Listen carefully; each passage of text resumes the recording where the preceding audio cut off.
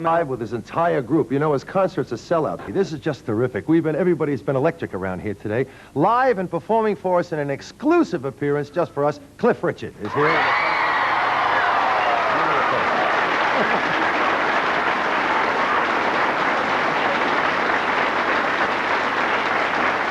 And I tell you what, when you see Cliff in the flesh, you won't believe it. I mean, you won't. He looks so young. He looks as if he grew until he was 21 and then they had him waxed. You know, just... But it's nice. It's a refreshing change, I think, really, to meet a rock star who doesn't drink or smoke or take drugs, you know. In fact, Cliff is so clean, he makes Johnny Young look like Richard Burton. You know? Nice. And then you're going to meet...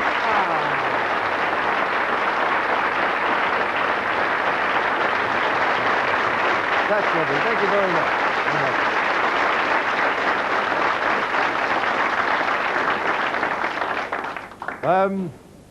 Cliff Richard, I suppose you'd have to say Cliff Richard has done it all. At 41 years of age, and God knows he doesn't look it, his career has spanned movies, theaters, records, television specials, and Royal Command performances. He's had a string of hits since he started that encompasses, just listen to this, 82 singles and over 40 albums. That's an amazing accomplishment. He currently is on a sellout tour of Australia. Consequently, we feel delighted and very lucky to have him with us tonight. So, ladies and gentlemen, Cliff Richard here.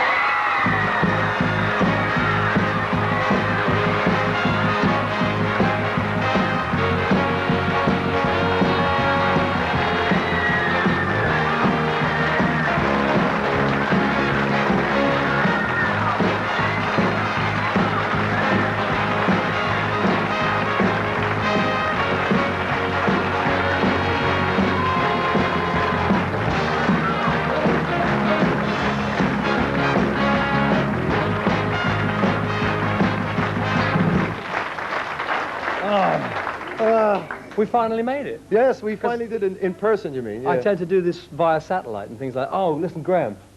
Graham? Well, I couldn't believe it. I saw the video of the thing we did when I was in Shepperton, and I didn't know that the band had been playing, and I really have been convinced that all the time we were out of tempo or in a different key or something. It was perfect. It was miraculous, thank you. Yeah. It was, Cliff was in England, and, oh, you can applaud our band for that. I think.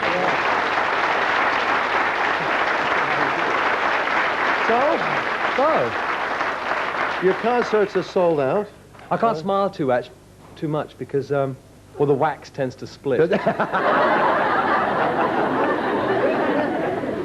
Well, you got to say, what do you do to stay in shape? What do you actually work physically to keep yourself in shape? Well, I mean, I think a lot of people in show business now are very aware of fitness and the fact. I think it's mostly those of us who have been around a while are very aware of fitness, yes, or the lack of it. So, I mean, I get out in the fresh air whenever I can and play. I know you play tennis, and I play. I think we're about the same standard. We're both bad, aren't we? Yes. I am, anyway. He says, what grade are you? I say, low grade, whatever one you want. You know, so. Well, you play with an English pro, don't you? Sue Barker, don't you play tennis with her? Well, I mean, Ron King plays with Sue Barker. No, I mean, Sue Barker, I happen to have met her recently. And I've had a couple of hits with her, you know, and yeah, I suppose you could say I play with Sue Barker. But how do you do it? Isn't it depressing when you're playing tennis and you think you're really going well, and then you play against a pro or somebody really good, and you realize just how bad you really are? No, but the thing is, no, it wasn't that way around. It was when you're playing against Sue Barker or someone, they're not out to try and thrash you into the ground because they could do it easily. Yeah. But they give you the shots, and they're quite hard and everything. All you've got to do is actually get your racket there, and it bounces back anyway. Yeah. And in fact, we did one hit about where we had a 49-stroke rally. No, she wasn't trying to beat me, though. Yeah. It's when you leave that court, and then you think, hey, I was really cool today. Yeah. And then you get with your friends and go, and the ball goes all over the place. I mean, it kind of works in reverse. With the pros, you become quite good, and then when you're out... Or you say, I've been taking lessons for 2 months. Well, you see this, and the first time you show up, everything hits wood and goes over fences and things. Yeah, lovely stuff. It's incredible. Let me show, if we keep talking about how you haven't really, I mean, the hairstyle's changed, and maybe you're slightly heavier or thinner or something. You might gain a little weight. Since when? This program was on, this movie was on the other night. We thought we'd take a piece out of this. Have a look at this. We'll find out how long ago this is. Oh. We're all going on a summer holiday. No more working for a week or two. Fun and laughter on a summer holiday. No more worries for me or you. 6 days to a holiday, and the bus should look like new, shiny bright as a birthday gift. Give it a real facelift and its body the sheen of a top beauty queen. When I was young, my father said, son, I have something to say. And what he told me I'll never forget until my dying day. He said, son, you are a bachelor boy, and that's the way to stay. Son, you be a bachelor boy until your dying day. Yeah, there you go. How's that, huh? People just going up with the steps. No. The guy that did the choreography for the young ones and Summer Holiday was Herbert Ross, who then went on to greater things. Yeah. and did things with Barbara Streisand and... Airport and things, didn't he? No, is that the was Herb Ross? Who was the one with the turning point? Was it where one girl had got famous and the other one hadn't, and they both wanted to swap roles? It was a very deep film. Yeah, don't remember. He did some fantastic stuff, really. You look at that, I mean, like I said, except for the hair, you know, it's different lines, but... I didn't grow this down because I was receding or anything. I didn't say hello, I wasn't even... No, I know, but people sometimes think that maybe I've... People think everything, don't they? Well, some people, well, I mean, yeah, because, I mean... Well, you can't blame them, because, I mean, the press write things sometimes that are outrageously wrong, and some people don't know whether to believe it or not. I mean, it's something that I can never really quite cope with, and you just have to live with the fact that they'll consistently misquote. So, I mean, they might have said somewhere on the line, well, of course, you know, wax. Yeah, right. And, things like that. He takes monkey gland shots or something from something, or one of those kind of things. They do all that. Yeah, I mean, talking about the press, you know, whenever I go around and do press conferences, they're always talking about the responsibility of the rock and roll singing and how we have a lack of it. But I mean, I've really come to believe that of all the art forms, and journalism is part of the arts, really, it's communication. They're probably the least responsible, because I've not met many that will write what you say. I met a charming bloke in Adelaide, and all I could say was, look, I'll read it tomorrow and decide what I think about you, because I've had real smiley times with press, and everything's been, hey, great, and the next morning it's... Yeah, that's right. And I just don't understand why they can't say what we tell them. Usually the excuse comes out, or the reason comes out, as when they edited the final article to fit it into the space, they had to take certain things out. Usually it's the things that are important to what you were trying to say. Yeah, well, that's the trouble. It's like me being quoted here as saying, well, of course, rock and roll singers are sex maniacs. I mean, they're not. Yeah. It's not something I would say. See, now, as blatantly but you see, you saying that now, people will be sitting at home, some people would sit at home and say, he said sex maniac. Yeah, but no, they know we're joking, don't they? Right. I mean, you know, you fed me a great line and I went, yeah. And everybody went, hey. And what about the squeaky clean image, though? It doesn't matter what you say, it always seems to come out squeaky clean. Does that ever bother you or get to you? No, I'd rather like that, really. I mean, the opposite to that would be, you know, sort of...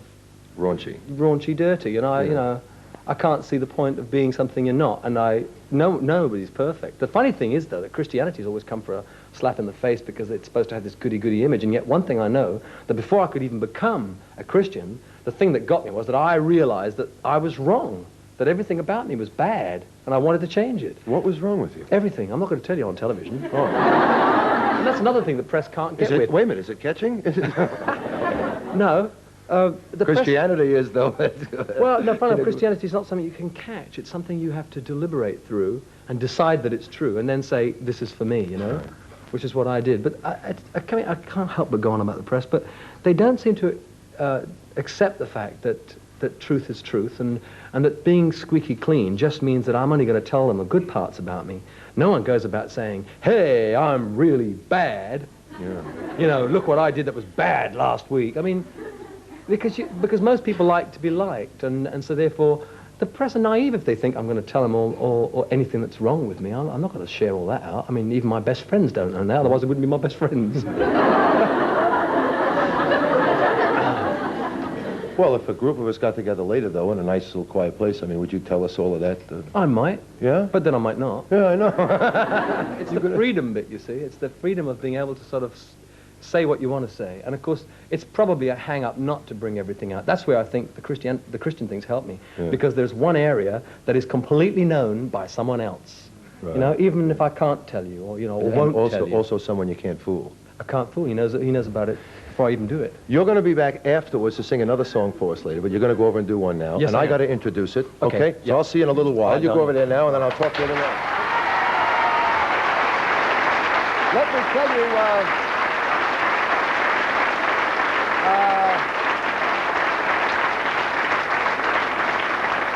for those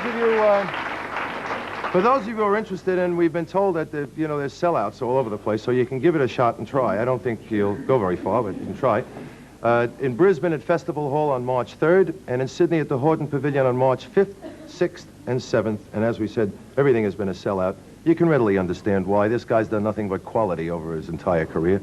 He's presenting his latest single a little bit later called Daddy's Home. He'll be doing that. He'll be doing that later in the show. But now, here is his big current hit in this country. Wired for sound, Cliff Richard.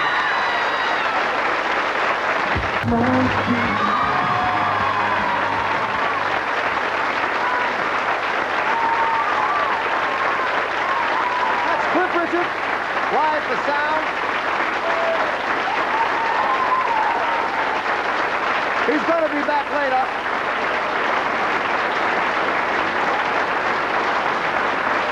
He'll be back later, and we'll be back with Phyllis Diller. Don't you go away. Hang on a minute.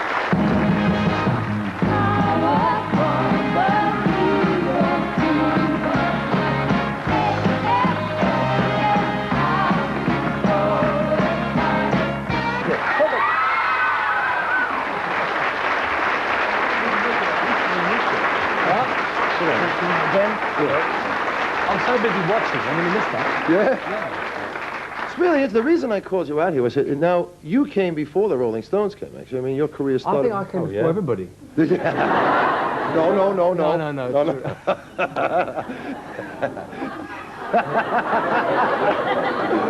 I think I got you right here. You'll probably be there after as well. Oh, I don't know about that. Let me ask you something. This might take it off onto a semi-serious level, but I've often wanted to talk to you fellas about this. I just read this Goldman book on Elvis Presley, and in the book he said that the Beatles, of course, who really, you'd have to say they kicked it off for everybody, didn't they, as far as the rock bands were concerned? Well, I mean, but Cliff started doing, you would sort of an Elvis look-alike and an Elvis sound-alike, a bit like... For about 4 days. Yeah. But I mean, here in one era, we have the Rolling Stones, who were big fans of Elvis's. They admitted they wanted, I mean, the Beatles, big fans of Elvis's. They wanted to meet him.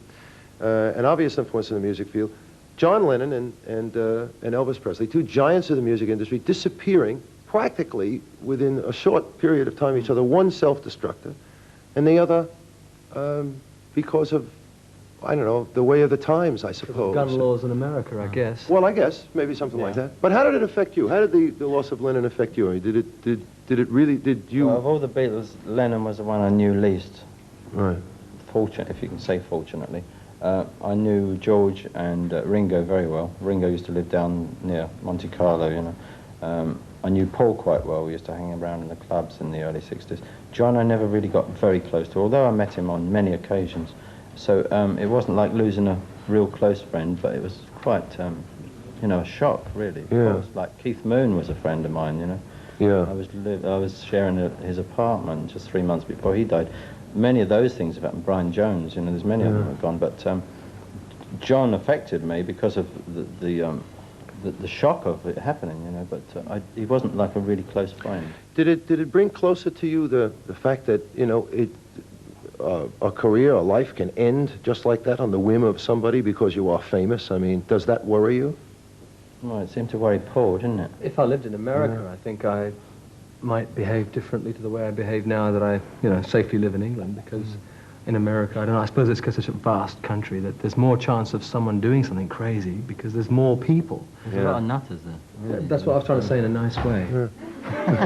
Well, you were I'm more used to just saying it. Oh, they are. There's more. Well, you know, there's what is there? 250, Paul, 300 million people there. There's got to be a large percentage of Paul's wackos. done, he's built himself it looks like Starling Luft 5 or something. You know, he's got this huge... Paul McCartney? Yeah, he's got all these fences and this big Really? tower. It looks like a I didn't know. concentration camp where they can watch. No, really. I don't think I could live like that. I can't deal with that. I don't have... Yeah, but then on the other hand, you come to the other side of the spectrum. Now, here's John Lennon wanting to be free, walk around the public, do what he wants to do. Elvis, on the other hand, locks himself away. I mean, That's right. what did you think about that? Now, you were a big fan of his because I know that we had a photograph here or something, I think, of you standing out in front of the gates at Graceland. Well, you see, I mean, in a way, that both the deaths have got to have affected... Well, I mean, I had that picture taken when I did an album called Rock and Roll Juvenile, and I thought I'd use it on the back sleeve, but of course Elvis died, and I thought it would be bad taste to stick it on there. Yeah. But when Elvis died, I mean, I really couldn't believe it. And the thing is, of course, that when Elvis died, what we did, we lost rock and roll's figurehead, you know. Before that... but don't you think we lost that in 1958 when he went in the army, you know, really? No, well, yeah, I mean, I know images He was change. never the same after that, you know? No, he wasn't. He's right. He wasn't. became... From crying in the chapel and the stuff afterwards, I didn't really go for. But the thing is, regardless of the musical change, there was this guy that came in after the Sinatras and the Perry Comos and the Bing Crosbys, who had little or no effect on people like us, for instance. You know, you could sit back and say, yeah, what great singers they are, but they didn't make me, for instance, want to be like them. But when I heard Elvis singing, well, since my baby, I thought, oh, that's how I want to do it. Millions of us didn't know what we wanted to do, and yet when we saw him, so he was like a prototype. Yeah. And with John, it was more the shock of an assassination for no reason at all. Unbelievable, isn't it? That's the shock of it. 10 feet from his home. That's the other thing. You know, Mick lived next door to him, you know. Did he? Mick lived very near to him. Like. Oh, another building away, though, you mean, not in the next door. Was he in the Dakota buildings?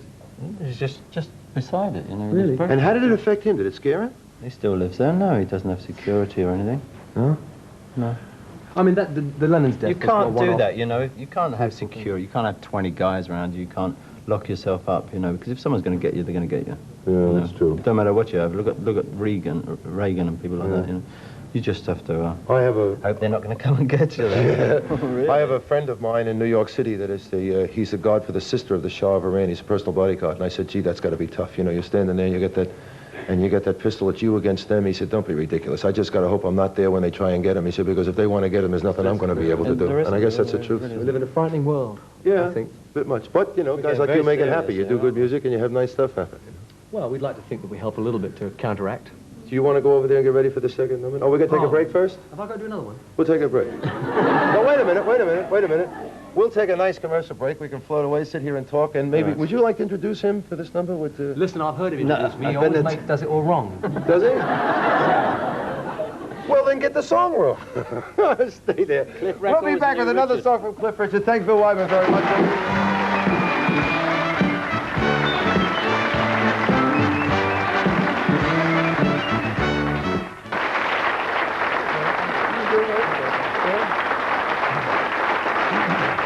Thank you. Now look, most of the people here, most of the people at home, or fans of music, would have seen you on Countdown with Molly. Yeah. And you did go to introduce him. Messing up the intro. And you messed it all up. Yeah. It's good though, wasn't it? It was one of the best mess-ups I've ever seen. Let me put it that way. Do you want to try it again? I'll do it this time. We've got it all written out for you in the card here. Welcome back, Cliff Richard and his band with his current single, Daddy's Home. How about...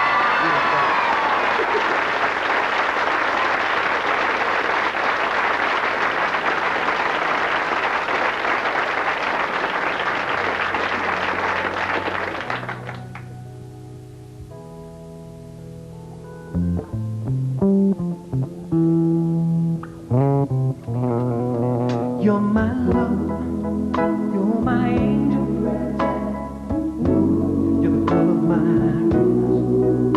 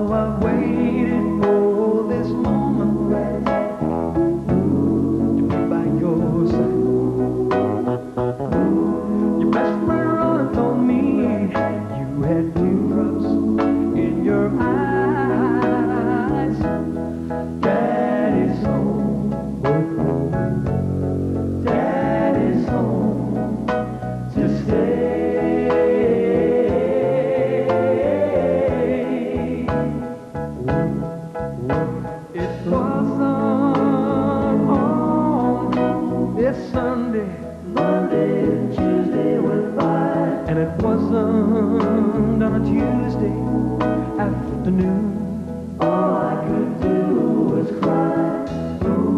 And I made a promise that you'd treasure. And I made it back home to you. How I've waited for this moment to be by you. Your best friend running for me. You had teardrops in your eyes. Daddy's homeward. Daddy's home to stay. Daddy's home to stay. I'm not 1,000 miles